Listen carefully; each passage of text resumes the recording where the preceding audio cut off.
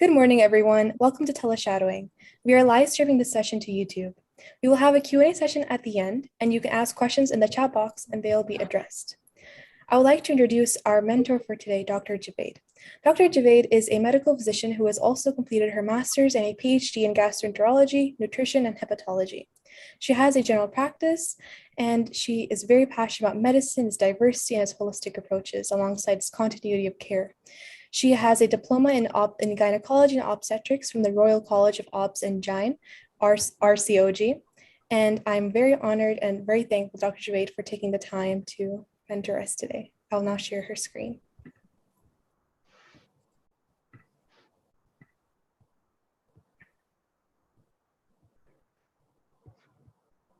Hi, everybody. Thank you, Minho, for giving my introduction.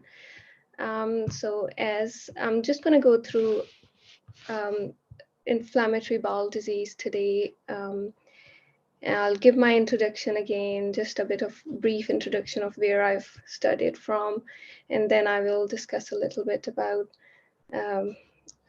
my professional achievements, and then we'll go on to inflammatory bowel disease. So Minhal, can you forward the slide for me, please?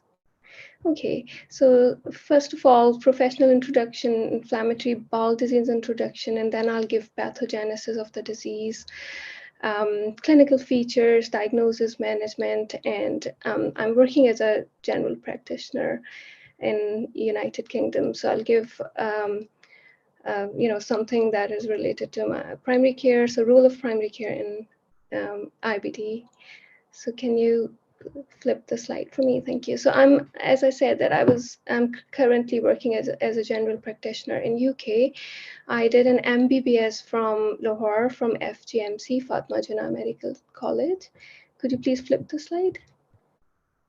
And after that, I did an MSc and a PhD in gastroenterology from Barts in London. Can you flip the slide, please? And I did my GPVTS from the NHS Greater Glasgow and Clyde, and did my MRCP in 2017. Could you please flip the slide? And my diploma, I did my diploma in Obs and Gyn from RCOG, and I'm currently doing an MSc in regenerative medicine and stem cells.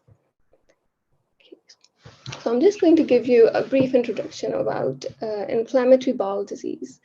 It's a chronic inflammatory disease. It affects the mucosa of the gut. It's a protracted relapsing it has a protracted relapsing and remitting course. The two main types of IBD, ulcerative colitis and Crohn's disease. Now, in 5 to 15% of IBD patients, it's difficult to differentiate between the two. So they are called indeterminate colitis because endoscopic and histological assessment is unable to differentiate between the two.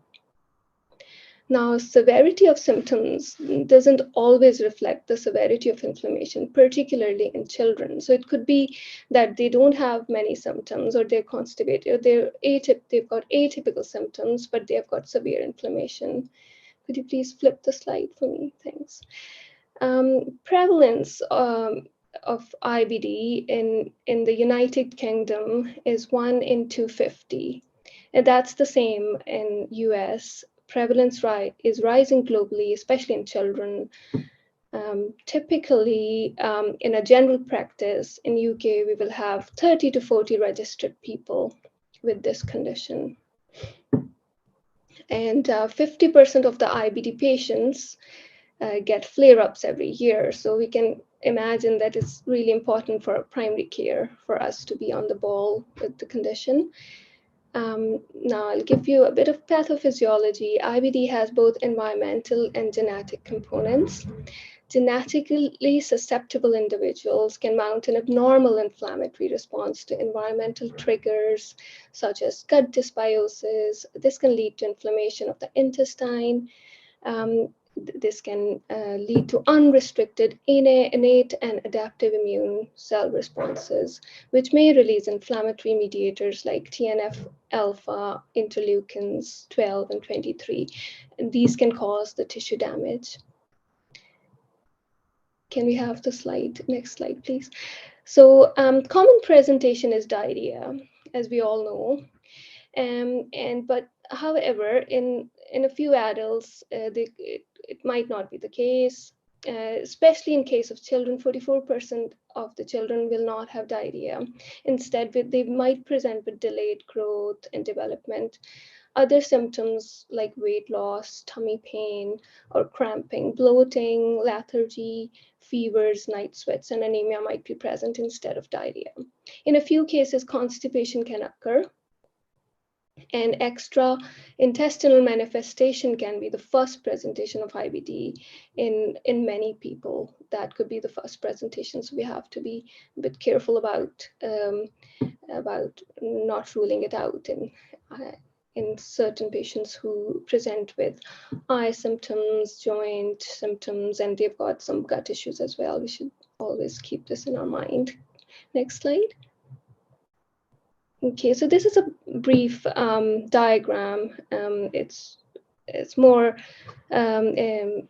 just a brief view of pathogenesis of inflammatory bowel disease. You can see on the top, bacteria antigen taken up by the specialized cells, M cells, or they can leak through the leaky gut wall, which is very common in inflammatory bowel disease, and then taken up by the antigen presenting cells presented to the T type 1 Th cells, which in turn will activate the type 2 cells and release of cytokines from the macrophages.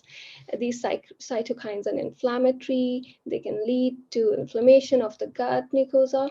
Now, this sort of reaction is common in everybody, in response to bacteria antigen. However, in the case of IBD, this is dysregulated, so there is no way to stop it. So it will go on and on and on and keep on causing inflammation. Next slide, please. Okay, so I'll give a bit of a comparison between ulcerative colitis and CD, which is Crohn's disease. So in case of, so first of all, age, it can happen at any age, more common from 20 to 40s, but now it's getting more and more common even in the younger kids and even in the older patients. So it can happen in any age. Gender, well, in ulcerative colitis, both males and females are equally susceptible, while in Crohn's disease, females are a bit more susceptible to males. Incidence is stable in case of ulcerative colitis, while incidence of Crohn's disease is increasing. Ulcerative colitis can happen in any ethnic group. Same is true for Crohn's disease, but a little bit more common in Ashkenazi Jews. Now, genetic in ulcerative colitis, the genetics that can cause susceptibility to epithelial barrier are affected. These sort of genes, you can see HLA, DR103, HNF, 4A, LAM1, CDH1, some of the genes that might be implicated. While in case of Crohn's disease, defective innate immunity, autophagy, these sort of genes might be defected, NOD2, ATG16L1, IRGM. So risk factors in the case of ulcerative colitis are most common in non- or ex-smokers, and appendectomy might be protective. While in case of Crohn's disease, this is more common in smokers. Anatomically, ulcerative colitis, in case of ulcerative colitis, it's usually colon. There could be backwash ileitis in certain cases, with the people with extensive disease. Rectum may be involved, and it begins at anorectal margin with variable proximal extension. While in Crohn's disease, any part of the gastrointestinal tract can be affected. There could be lesions, skipped lesions, there could be patchy distributions of the lesions. Next slide, please. Okay, so clinically in ulcerative colitis, there would be bloody diarrhea, fever can be present. They can present with extraintestinal manifestations. While in case of Crohn's disease, bloody diarrhea is not as common. It can present with tummy pain, diarrhea, weight loss, fever, and again, extraintestinal manifestations. Histologically, Crohn's, in case of ulcerative colitis, inflammation is limited to the mucosa, while in case of Crohn's disease, it can be submucosal or transmural, due to which, because the whole through and through it can be affected, the wall can be affected through and through, it can lead to fissuring, ulcers, fistula formation.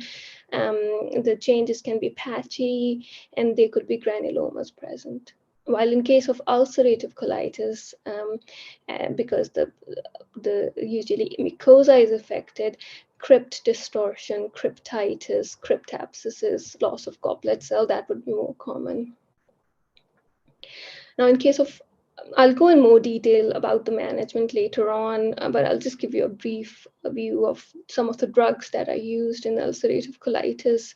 5-aminosalicylates, glucocorticoids, azathioprine, biological therapies, and in certain cases, surgery can be can be necessary. Next slide, please. Okay, so just again, it's more like a repetition. Clinical features, I'll start with ulcerative colitis and then go on to Crohn's disease. I'll just finish everything with this, and then we'll see the management and diagnosis of both conditions. So clinically, rectal bleeding with passage of mucus and bloody diarrhea is most common. Now, they could be there could be flare-ups due to emotional stress, intercurrent infections, gastroenteritis, antibiotics, or even non-steroidal drug therapies can lead to flare-ups. In severe cases of ulcerative colitis, you can see anorexia, malaise, weight loss, abdominal pain, and the patient can be toxic with fever and tachycardia. Next slide. This is a classification of mild, moderate, and severe disease. Really important, especially in the primary care when the patients come in present with diarrhea, bloody diarrhea, things like that. So in that case, in the case of mild disease, there would be less than 4 bowel openings or diarrheal episodes. There would be might or might not have blood in stools. Stool volume might not be as much as in case of moderate severe cases, and the pulse will be normal. There wouldn't be any systemic issues. Serum albumin will be normal. The indices, the inflammatory indices like ESR, CRP, C-reactive protein, these indices might be normal. And the temperature, as I said earlier, systemically they'll be fine. Sigmoidoscopy will show a bit of erythema, granular mucosa. Like in case of moderate disease, there would be 4 to 6 stool frequent, diarrheal episodes. There would be blood, but not as bad as in case of severe. Stool volume will be a bit more than mild cases, and they'll still be normal systemically, and the blood cell indices will be normal. And while in the case of severe disease, more than 6 diarrheal episodes with blood, very high stool volumes, and systemically the patient will be unwell. There would be fever, pulse will be high, hemoglobin might be low because of a lot of blood in the stools. It can go down. And inflammatory markers like ESR, C-reactive protein, they would be high. Serum albumin will go down as well. On abdominal X-ray, you might be able to see, in very severe cases, you'll be able to see dilated bowel or toxic megacolon, mucosal islands, thumbprinting of mucosa, or absence of these features might be present as well. So, that's more like abdominal X-ray, while sigmoidoscopy will show severe mucosal inflammatory changes, ulceration, blood in lumen. Next slide, please. Okay, so just a few clinical features of Crohn's disease. Major symptoms are abdominal pain, diarrhea, and weight loss. Weight loss and features of fat, protein, and vitamin deficiencies, quite common in Crohn's disease. Physical examination often reveals evidence of weight loss, anemia, glossitis, and angular stomatitis. And there can be abdominal tenderness over the inflamed area. Sometimes they can have abscesses and it will be tender to touch. Perianal skin tags are quite common, fistulas, fissures. They are found in at least 50% of cases. Next slide, please. Okay, so some of the differential diagnoses of IBD, the symptoms can overlap with many other abdominal conditions, including bowel cancer, celiac disease, endometriosis, ovarian cancers, and IBD can occur in patients with previous diagnosis of irritable bowel disease. So we have to be very careful about patients who we diagnose as irritable bowel syndrome, because that can then can go on and develop. These patients can go on and develop IBD. So infectious, some of the infective causes and non-infective causes are listed in this table. You can see non-infected ischemic colitis, collagenous colitis. Non-steroidal drugs can cause inflammation of bowel as well. Diverticulitis, radiation proctitis, and cancer. Okay, next slide, please. Some of the complication of IBD is life-threatening colonic inflammation, as I've mentioned earlier, colon dilation, toxic megacolon, and because these people can have very leaky gut, direct bacterial toxins can translocate into the portal and systemic circulation. This all can also lead to the toxic megacolon and inflammation, and susceptible bowel can perforate. In extreme cases, severe inflammation with toxic dilation is a surgical emergency and most often requires colectomy. There could be hemorrhage in the case of Crohn's disease, fistulae. Enteric fistula can cause diarrhea and malabsorption. Antrovesical fistulation causes recurrent urine infections, hematuria, while enterovaginal fistula causes a feculent vaginal discharge. Fistulation from bowel may also cause perianal or ischiorectal abscesses, fissures, and fistulae. Now, these abscesses and these sort of really advanced disease can make them prone to sepsis as well and infection. Next slide, please. Now, one of the complications is cancer risk increases in these patients. Patients who have long-standing extensive colitis, they're particularly at risk of cancer. Any treatment that results in sustained healing of colon mucosa can reduce the risk of cancer. The cumulative risk of dysplasia in ulcerative colitis may be as high as 20% after 30 years, but is probably lower for Crohn's colitis. Surveillance program begins 10 years after diagnosis. Targeted biopsies of the stained areas have replaced the colonoscopy with random biopsies. So instead of random biopsies, which was the case in the past, now we stain the area and take targeted biopsies of the dysplastic region. Family history of colon cancer is also an important factor in cancer here. Next slide, please. Now, some of the extraintestinal complications, up to 50% of patients with IBD experience at least one extraintestinal manifestation, which can present before IBD is diagnosed.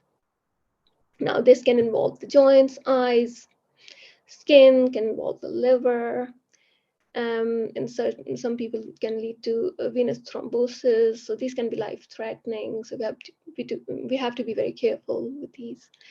Next slide, please. Okay, so in how would we investigate the Crohn's disease? The IBD blood test, usually done in primary care. So full blood count will show anemia from bleeding and malabsorption of iron, folic acid, or vitamin B12. Platelets can be high because they can be a marker of inflammation, chronic inflammation. Serum albumin falls because of protein losing enteropathy. Inflammation can reduce it as well. Poor nutrition can reduce the albumin too, and reduced absorption as well. ESR and CRP are the inflammation markers, and they will be elevated in flare-ups and in response to abscess formation. Next slide, please.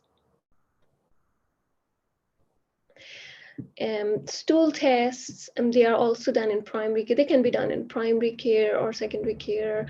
Fecal calprotectin, high sensitivity for detecting the gastrointestinal inflammation, distinguishes IBD from IBS, used in monitoring of disease activity. So it can actually used to be to monitor the disease for flare-ups or for the diagnosis both. Stool microscopy, culture and examination of Clostridium difficile toxin or ovar cysts might be might be helpful in initial presentation to rule out infective causes. Next slide, please. Now, in secondary care in hospital, we can do blood cultures, especially in systemically unwell patients. Serology can be done to look for toxins, bacterial toxins. Endoscopy and radiology are also done in secondary care. Next slide, please. So some of the endoscopy features in ulcerative colitis, there is loss of vascular pattern, granularity, friability, and contact bleeding with or without ulceration. While in Crohn's disease, patchy inflammation will be seen, discrete deep ulcers, strictures, and perianal disease, fissures, fistulas, and skin tags. And in Crohn's disease, there would be rectal sparing. Colonoscopy may show active inflammation with pseudopolyps or a complicating carcinoma. Biopsy should be taken from each anatomical segment, guided by pan-colonic chromoendoscopy. So this was what I was mentioning earlier, that these will be the targeted biopsies of the stained area. The procedure is called pan-colonic chromoendoscopy. Next slide, please. In Crohn's disease, wireless capsule endoscopy is useful in identification of small bowel inflammation. However, it should be avoided in the presence of strictures. All children and most adults with Crohn's disease should have upper GI endoscopy and biopsy to complete their staging. Next slide, please. Now, radiology, it has a role as well. Plain abdominal X-ray, I mentioned earlier, will show distinct features of both diseases. Strictures in case of Crohn's disease. A toxic megacolon can be seen in plain abdominal X-rays. Barium enema, however, less sensitive investigation might be done. It's being replaced more with colonoscopy now. In case of patients in whom colonoscopy is incomplete, CT colonogram can be done. Barium follow-through, now it has been replaced largely by MRI and enterography. Next slide, please. So management of IBD is more a multidisciplinary type of management. We'll need a multidisciplinary team. Primary care should be the part of this MDT. Physicians, surgeons, radiologists, nurse specialists, and dietitians should all be the part of this, of patient management. For psychological, because there's huge psychological impact on the patients. It's a lifelong condition. They will need psychological support. Specialist nurses, counselors, support groups, these all can help.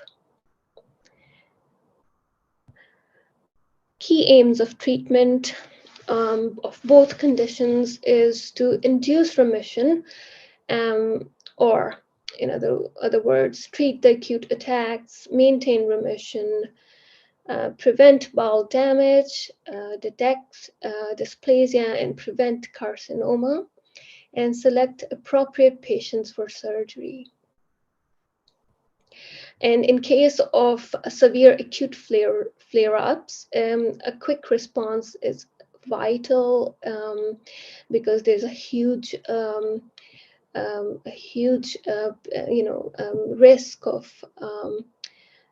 risk to these patients, and there could be a small risk of death due to sepsis or acute kidney injury. Just going to touch drug management before going on to individual condition.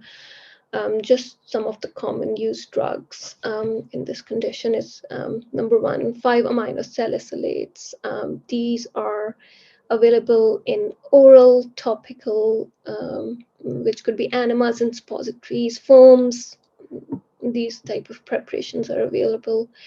Mechanism of action is they modulate the cytokines released from the mucosa, and they work locally on the gut mucosa. So topical is really effective in case of proctitis, in which the rectum or the left-sided colon is involved, because they work better locally. So aminosalicylates are not proven to be that effective in Crohn's disease. Some of the side effects are headaches, nausea, diarrhea, blood dyscrasias, however, these are some of the side effects of sulfasalazine. Other aminosalicylates, 5-aminosalicylates, are better tolerated. However, they can still cause diarrhea, headaches. Rarely, renal impairment can happen, and so a regular monitoring is important. Urea and electrolytes should be checked 6 monthly. So we go on to the next drug, which are drug group, glucocorticoids. Their mechanism of action is reducing inflammation. Budesonide is a potent glucocorticoid, efficiently cleared from the circulation by liver, thereby minimizes the steroid side effects.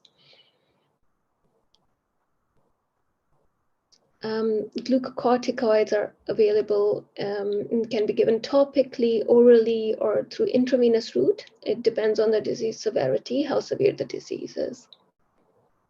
Budesonide is considered for active ileitis and ileocolitis in Crohn's disease, especially Crohn's disease, but can be given in ulcerative colitis as well.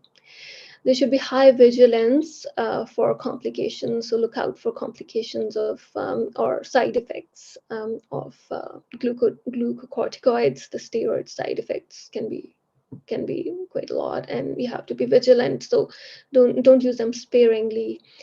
They should not and never used for maintenance therapy. Calcium, vitamin D supplements should be given, and patients more than 65 years should be given bisphosphonates.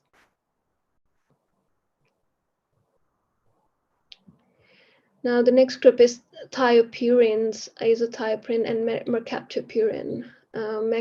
Mechanism of action is by immunomodulation, and that's by inducing the T cell apoptosis, because we know that we've just read earlier that T cells are implicated in causing inflammation and causing all the cytokines. So if we cause these to apoptose, then we can reduce the inflammation. Azathioprine is metabolized in liver to mercaptopurine, and then by an enzyme TPMT. So it's important to check this enzyme before giving azathioprine, because it can be, some people might be lacking this, and they cannot tolerate azathioprine. It is effective 12 weeks after starting the therapy. So it takes time, it's slow, And complications leading to drug withdrawal is approximately 20%. Next slide, please.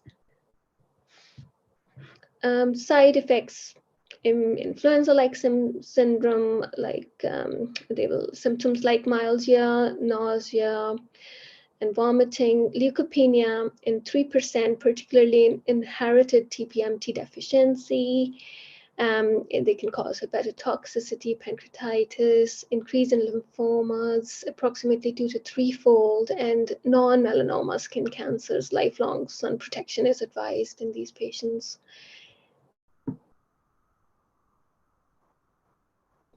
So as I mentioned earlier, check TPMT levels prior to starting treatment and avoid if deficient, very low due to risk because they can, or if they're very low because they can cause toxicity. This can cause toxicity. Metabolite levels can be measured to tailor the therapy. So we can keep on, because things can change. So we might just check the metabolites over the course of treatment. Use with caution for patients presenting over the age of 60 years due to risk of malignancy. 60% of those intolerant of azathioprine will tolerate mercaptopurine. So next drug group is methotrexate. They are anti-inflammatory. However, unfortunately, they are intolerant in 10 to 18%. Maximum efficiency is given by subcut injection once weekly. The side effects could be nausea, stomatitis, diarrhea, hepatotoxicity, pneumonitis, and we should always co-prescribe folic acid and antiemetics with methotrexate. Teratogenicity is one of the other side effects. So robust contraception is required for both males and females. Next drug group is cyclosporines.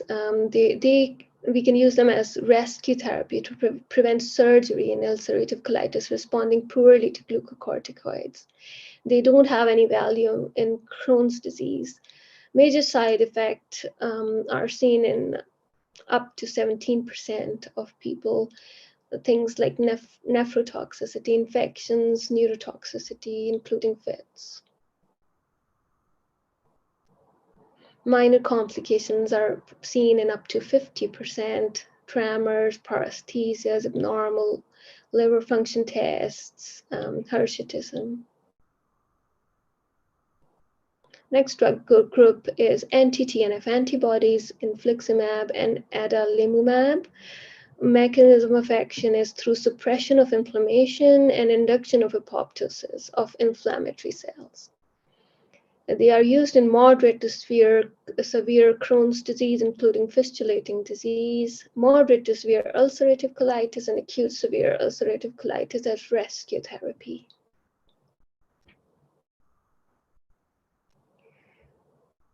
Acute anaphylactic and delayed infusion reactions are common if multiple infusions are given.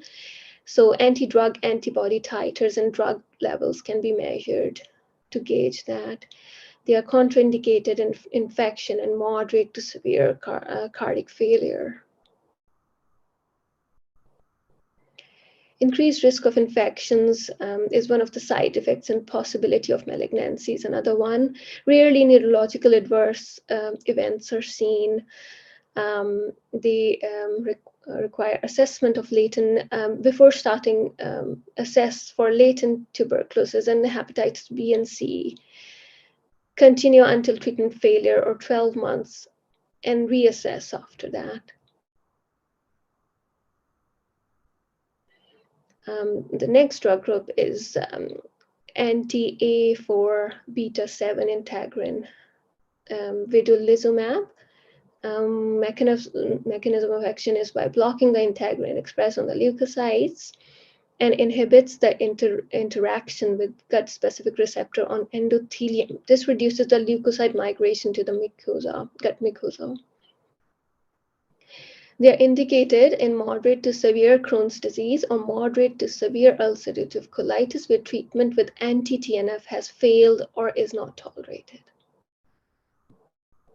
Method of use is induction with 300 milligram infusion at week 0, 2, and 6, and then maintenance therapy is given after every 2 months. Discontinue if no improvement after 14 weeks, continue until treatment failure or 12 months, and then reassess.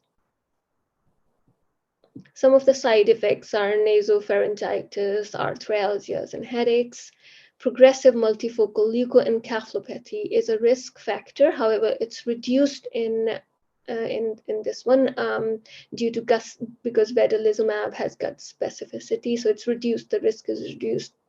Progressive multifocal leukoencephalopathy is caused by JC virus, which is present in normal individual as well. However, for some reason, because these drugs can reduce the immunity, they can take over in people who are taking these drugs.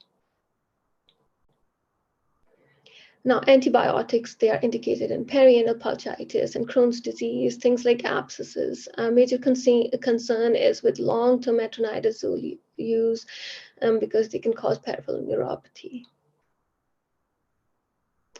Antidiarrheals, loperamide, cofenoxylate, they reduce gut motility and small bowel secretion. And however, they can also improve the anal function. So these are some of the mechanism of actions. However, they should be avoided in acute flare-ups of IBD. They can cause colonic dilatations, so toxic megacolon, which can be quite life-threatening, quite a high risk for patients. So we don't want that. So we will avoid giving in acute flare-ups. I'll just touch the management of each condition separately now. In the case of ulcerative colitis, the first line management will be with topical aminosalicylate, like 1 gram salicine suppository or enema can be given. Second line, and so we will wait for 4 weeks, 2 to 4 weeks, see if the patient's responding to topical aminoglycoside. This is the management of mild to moderate proctitis. So first line is topical. Second, if they don't respond to the topicals within 2 to 4 weeks, we will consider oral aminosalicylate. And if we will wait for 2 to 4 weeks, if no improvement, then we'll add in topical or oral corticosteroid after 4 weeks, or roughly 2 to 4 weeks in primary. I would wait. I would in primary care. I'll look into 2 weeks, 2 to 4 weeks. Okay, so oral, and so next would be, so in proctitis, just to mention that oral aminosalicylates are not as effective as topical aminosalicylates. And the reason is that they work locally on the gut mucosa and are quickly broken down. So they're better given locally, topically in these patients. Patients with resistant disease may require treatment with systemic glucocorticoids and immunosuppressants. A stool softener may be required to treat proximal constipation because in proctitis, sometimes patients will have diarrhea, but they can present with constipation as well. Mild to moderate proctosigmoiditis and left-sided ulcerative colitis. In this case, first line again is topical. Topicals, 1 gram of salicine can give in suppository and enema form. If no response in 2 to 4 weeks, we'll add high-dose oral aminosalicylate, high dose 4 to 4.8 grams mesalicine. And if we don't see remission in 4 weeks, then we'll add a high dose of ASA and switch from topical ASA to topical steroid. Third line would be if further management is needed, then we'll add oral steroid to oral ASA, and we'll stop the topical treatments.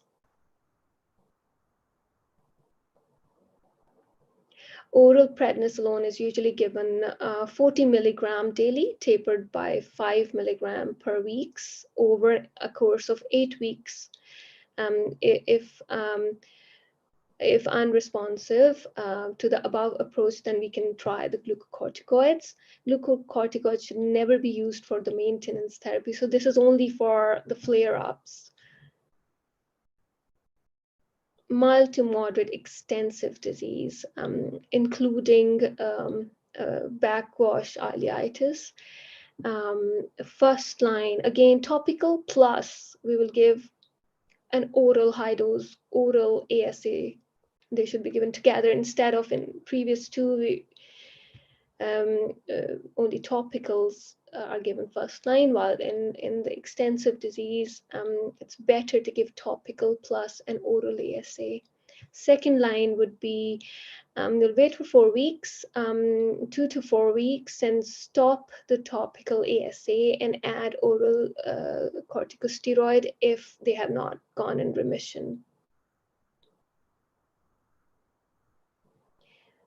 In case of people who will not respond to glucocorticoids, immunosuppressive therapy with thiopurine can be used. In case of glucocorticoids, if we're going to continue that, there's usually a time-limited course, like up to 8 weeks. So we will stop. We'll try to wean them off during this time. Calcium, vitamin D supplements should be given along with glucocorticoids for bone protection. And as I mentioned earlier, more than 65-year-old people should get bisphosphonates as well.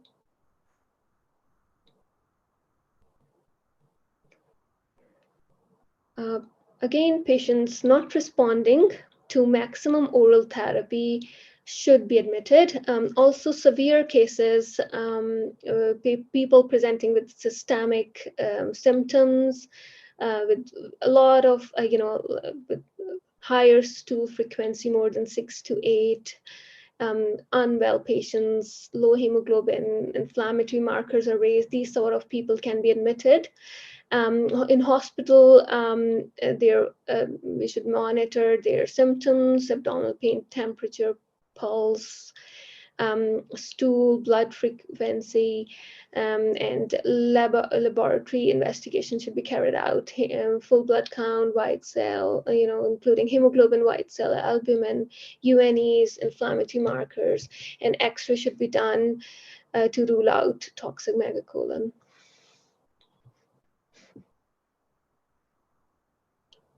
In patients with severe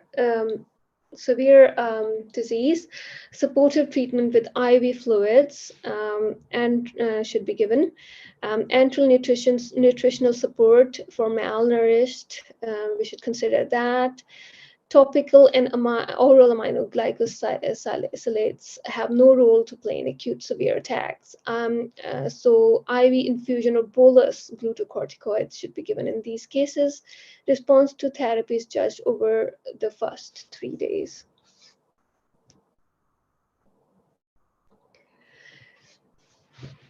Glucocorticoid resistant patients should be considered for medical rescue therapy with cyclosporine or infliximab. Rescue therapy avoids the need for urgent colectomy in up to 60% of cases. Urgent colectomy is indicated if a patient has colonic dilatation, like more than 6 centimeters, or if clinical and laboratory measures are deteriorating and the patient's not responding to treatment. It can give like a week or 10 days of treatment, maximum medical treatment before considering surgery. Lifelong maintenance therapy is recommended for left-sided or extensive disease. It's not necessary in those with proctitis. However, a point to note here is that 20% of patients will develop proximal extension over the lifetime of their disease. From proctitis, they can go on to develop left-sided or extensive disease. For remission, for maintenance of remission, first line is once daily oral 5-ASA in a lower dose, 1.2 to 2.4 gram mesalazine, or higher dose if maintenance is not achieved with the lower dose.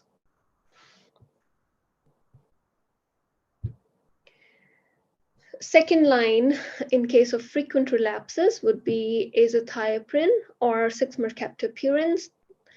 Third line would be biological therapy with anti-TNF antibodies, infliximab or adalimumab, or anti-A4B7 integrin antibodies, vedolizumab, in moderate to severe ulcerative colitis who are intolerant or non-responsive to thiopurine.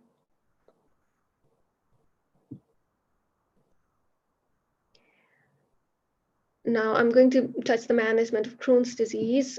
Treatment goal, it's a progressive condition, and treatment goal is to induce remission and then maintain glucocorticoid-free remission with a normal quality of life. Proper management can avoid strictures or fistula formation. So patients should be monitored for evidence of disease activity, complication, and we should ensure that mucosa has healed. So these should be the treatment goals.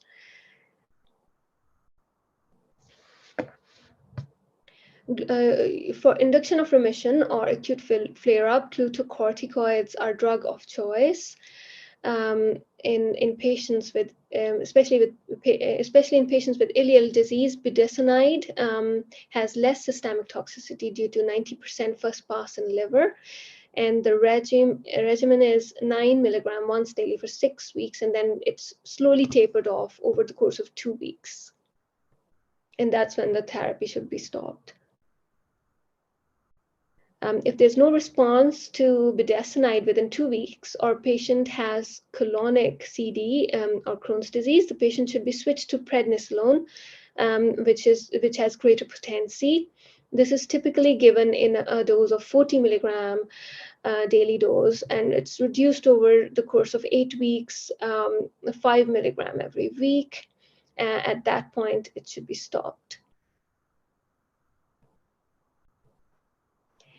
Now, induction of remission with glucocorticoids, it's important because, especially in those who need frequent courses, that they should have calcium, vitamin D supplements. In fact, with every patient who goes on prednisolone, I would give these supplements. With patients over 65 years, bisphosphonates can be considered, or in patients with established osteoporosis and osteopenia. Patient with severe colonic disease will need admission and IV glucocorticoids.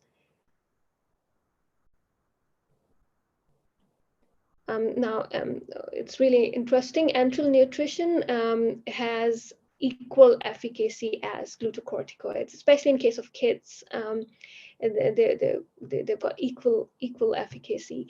They are present in form. They can be given in form of elemental or polymeric diet. Elemental is composed of amino acids, while polymeric is liquid protein. Polymeric diet is more palatable when taken by mouth. However, they can be given by a nasogastric tube as well.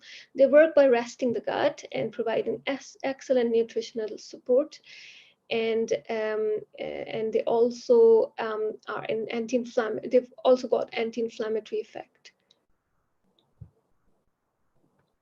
In children, especially in children and adults with ileal disease, they've got equal efficacy as glucocorticoids. As I mentioned earlier, they can be given by mouth or nasogastric tube. Anti-TNF antibodies, infliximab and adalimumab, are given in case of severe ileal or pan-enteric disease. They're appropriate in this condition. Rule out acute perforating complications such as abscess beforehand. Now, combination therapy with anti-TNF antibody and a thiopurine is most effective strategy for inducing and maintaining remission is luminal in luminal Crohn's disease. And this strategy, the combination therapy is more effective than anti-TNF monotherapy. However, anti-TNF monotherapy is more effective than thiopurine monotherapy. Maintenance therapy can, following induction of remission, 20 to 30% remain well without the requirement for maintenance therapy. So maintenance therapy might not be needed in 20 to 30% cases. Persistently active disease require further treatment. Immunosuppressive treatment with thiopurines forms the cure of maintenance therapy. Methotrexate is also effective and can be given once weekly, either orally or by subcut injection. Where methotrexate is given, women and men of childbearing potential who are prescribed methotrexate must use a robust contraceptive method. Counsel to plan the pregnancy within 3 months of methotrexate-free period prior to conception, since it has teratogenic potential. Combination therapy with an immunosuppressant and an anti-TNF antibody is most effective strategy. However, the drawback is high cost and serious side effects. In the UK, the use of anti-TNF therapy is limited to specific patient subgroup, especially those with severe disease. Vedolizumab is a possible option in patients who have not responded to TNF and TNF antibody therapy. However, smoking increases the rates of relapses and should be strongly discouraged. Careful monitoring is key to maintaining the sustained remission and preventing the bowel damage. So how do we manage the fistula and perianal disease?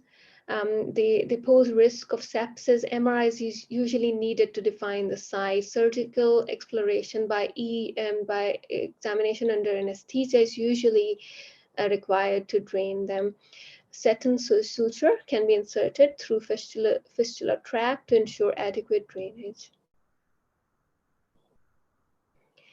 Use of antibiotics such as metronidazole or ciprofloxacin can aid healing as an adjuvant therapy. Thiopurines can be used in chronic disease, but do not usually result in fistula healing.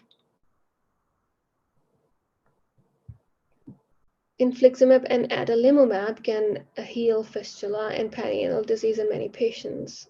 Especially in case of refractory patients, these two can be used. Other options for refractory perianal disease are proctectomy and diverting colostomy.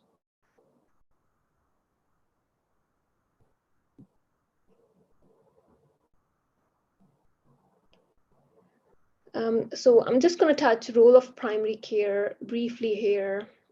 We know that IBD is managed mostly in secondary care. However, the multidisciplinary team, it's a work of multidisciplinary team, which involves primary and secondary care.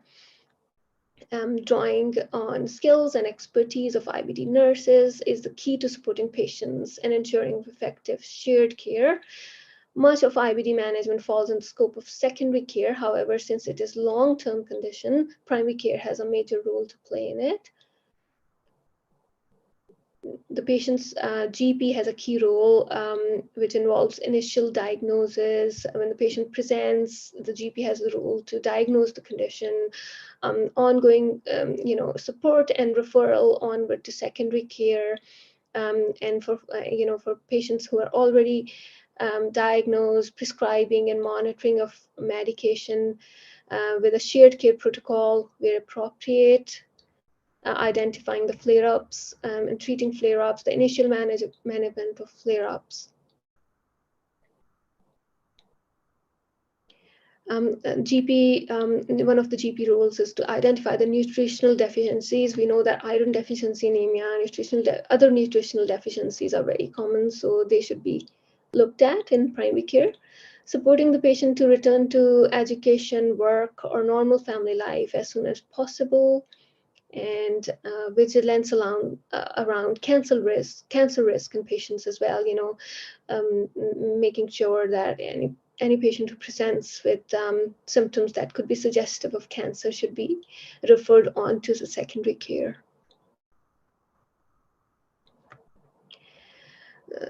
The primary care role is to communicate with the IBD team in case of flare-up, start treatment according to shared care plan if available, mild to moderate ulcerative colitis or Crohn's disease flare can have treatment initiated in the primary care.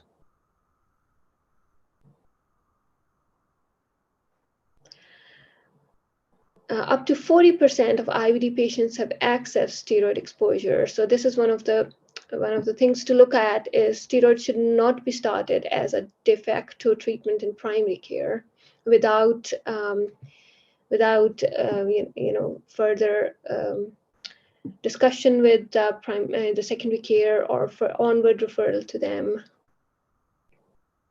Alternative to prednisone should always be considered. In ulcerative colitis, mesalazine, and for Crohn's disease, oral budesonide is preferred to prednisolone because it minimizes the systemic absorption.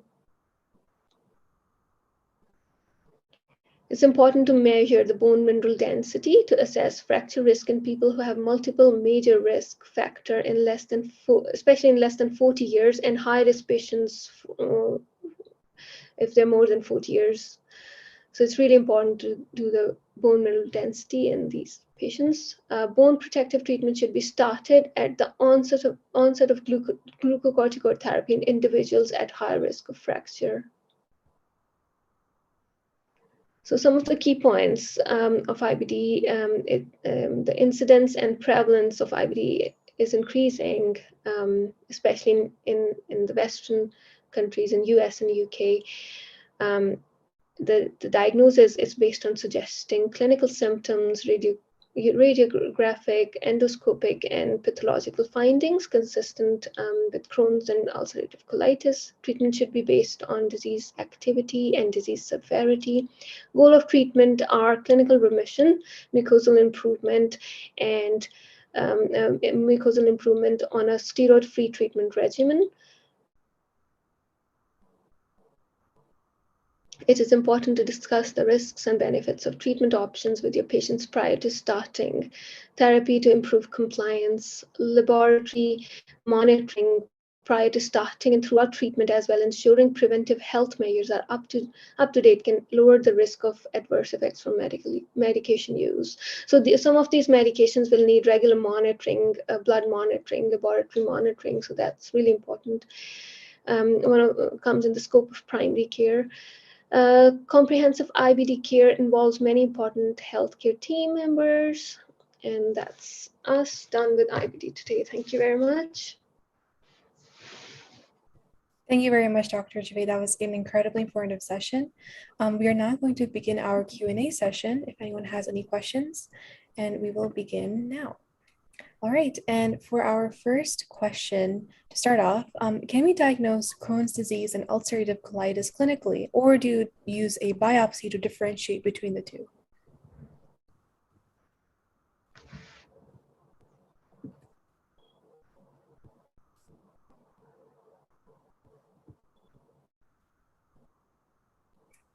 Dr. Javaid, are you frozen or?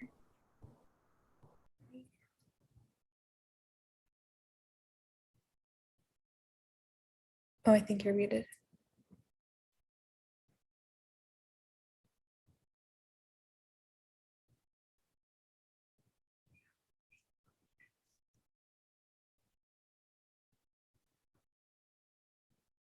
Dr. Javaid, are you able to hear me?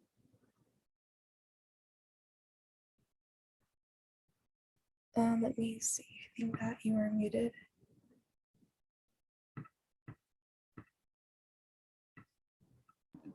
There we go. Could you repeat the question? Sorry. Yes, no problem, of course. So can we diagnose Crohn's disease and ulcerative colitis clinically, or do you use a biopsy to differentiate between the two diagnoses? So, as I mentioned earlier, clinically, there would be some differences. In case of Crohn's disease, there would be more pronounced bloody diarrhea compared to the Crohn's disease, in which there would be, bloody diarrhea might not be present. Abdominal tenderness be more marked. Crohn's disease, however, we cannot diagnose. We cannot make a definite diagnosis on the basis of clinical symptoms. So we have to a biopsy will need to be done eventually. Endoscopy and biopsies will be needed for diagnosis, and there would be marked differences between two conditions. In case of Crohn's disease, it will involve it's transluminal. It will involve some mucosa, while in case of ulcerative colitis, usually mucosal, there would be specific, histological changes in both of them. Both conditions, they're different. Thank you so much, Dr. Javaid. And for our next question, do you do any procedures in your primary care practice? We actually don't do any procedures in primary care, and so that's why I was discussing the roles of primary care. These were more the secondary care management. It's important to know that in primary care, because you can actually counsel the patients. Sometimes they would ask questions about secondary care when they come and see you. So no surgical procedures in primary care. Thank you. And how can an international graduate pursue medicine in the UK? Like, what is the pathway like? What were some of the exams that you have to take, etc.?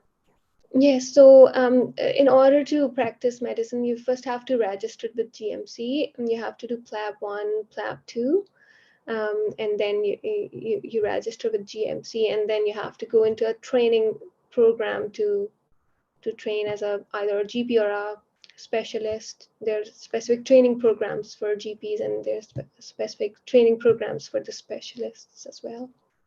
Thank you. And in the United States, physicians have to take a recertification and a board exam every 10 years. So do GPs also need recert exams for their PLABs by the Royal College? Yes, so for once you're a GP, you've done your exam, that's when so after PLAB, you go into a training program. In fact, you have to do a foundation training, and then you go into either GP or specialist training program. If you want to become a GP, then you have to take, this after the end of this training program, you'll have, in fact, during the training program, you'll take the exams as well. MRC GP, exam would be taken. The two parts of this exam. So one is more like a written type of exam, and one is oral. Once you're a member of Royal College of GPs, you are a registered GP. After that, you do an appraisal, something called an appraisal every 5 years. It's done every 5 years. In fact, a revalidation every 5 years, and an appraisal every year. That's the type of. In appraisal, you have to meet with your appraiser. You have to show your sort of what sort of, you can discuss all sort of things, what you're learning and things like that. There are a few things you have to do, over the course of your practice. You have to just show them things like that. So, and you'll be reevaluated, like, for example, things like you have to show is the feedback, patient feedback. You're learning what sort of courses you've done, what sort of updated knowledge you've done, and feedback from colleagues, patients, and things like that. They're important. And any complaints, any sort of incidents that have happened, any significant incidents, any things like that. I understand. So appraisals are like your evaluations. No exam. You don't have to take an exam every 10 years like QS. Oh, okay. Thank you. And so these appraisals are like evaluations. Yes. Yeah. Okay. Thank you so much. And how can a physician use their PhD in gastroenterology like you to improve the quality of care delivered to their patients? Sorry, could you repeat the question? Of course, no worries. How can a physician use their PhD in gastroenterology to improve the quality of care that they deliver to their patients? Or how are you using your PhD and your academic background? More like an academic. For me, it's more like an academic thing, and it's always, not knowledge. I wanted to go in a gastroenterology program. For some reason, I decided eventually to go in GP, but I do feel that this has helped me in many things. My sort of learning from my MSc and PhD has helped me, especially in patients with gastrointestinal issues. The other thing I could have done, which I haven't, is a GP with specialist interest in gastroenterology. I could have done that, but I chose not to. Chose an easy life compared to that. So you can actually go to hospitals, sit in clinics with, along with the consultants, see patients with them.